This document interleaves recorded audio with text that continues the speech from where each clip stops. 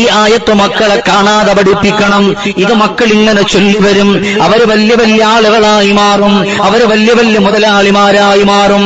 ഉമ്മമാരുദ്ദേശിക്കുന്നതിന്റെ അപ്പുറത്ത് നിങ്ങളുടെ മക്കളാകും. അതുകൊണ്ട് നിങ്ങൾ ആരെയും പേടിക്കല്ലേ, നിങ്ങൾ ആരെയും ഭയപ്പെടല്ലേ.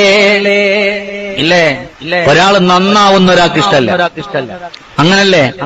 ഒരാള് നന്നാവുന്നത് ഒരാൾക്ക് ഇഷ്ടമല്ല എന്ന് പറഞ്ഞ് മറ്റൊരാളെ അങ്ങോട്ട് പോയിട്ട് പിടിച്ചു പറിച്ചിട്ട് എന്ത് ചെയ്യാ, പിന്നെ നന്നാവുക, അതല്ല.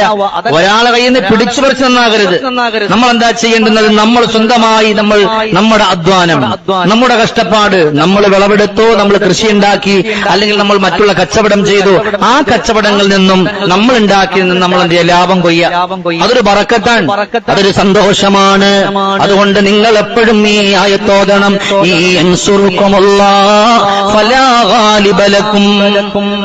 അല്ലാഹു നിങ്ങളെ സഹായിക്കുന്ന പക്ഷം നിങ്ങളെ ഒരാൾ തകർക്കാനില്ല. അസർ നിസ്കാരത്തിന് ശേഷം അല്ലെങ്കിൽ മഗ്രിബിന് ശേഷം ഓതാനുള്ള സൂറത്ത് ഇന്നാ അഅതൈനാകൽ കൗസർ ഫസല്ലി ലിറബ്ബിക വൻഹർ ഇന്ന ശാനിഅക ഹുവൽ അബ്തർ.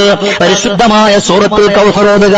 ഈ ഒരു കൗസർ ഓതുന്നതിലൂടെ അല്ലാഹു മാരകമായ രോഗങ്ങൾ വരുന്ന, ഒരുപാട് മരുന്ന് കുടിക്കുന്ന, ഒരുപാട് സങ്കടത്തിലാകുന്ന